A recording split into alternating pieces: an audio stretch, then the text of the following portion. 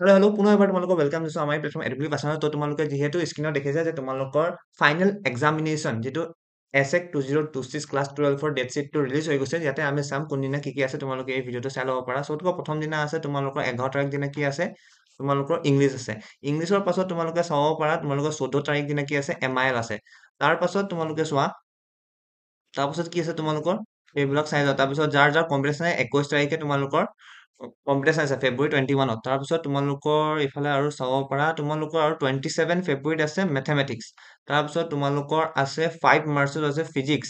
তাৰপিছত তোমালোকৰ আছে 9 মাৰ্চত তোমালোকৰ কেমেষ্ট্ৰি আছে। তাৰপিছত তোমালোকৰ বায়'লজিটো ক'ত গ'ল এয়া তোমালোকৰ 23 তাৰিখে বায়'লজি আছে। তোমালোকে এইটো আৰু এবাৰ ধুনীয়াকে চাই লোৱা।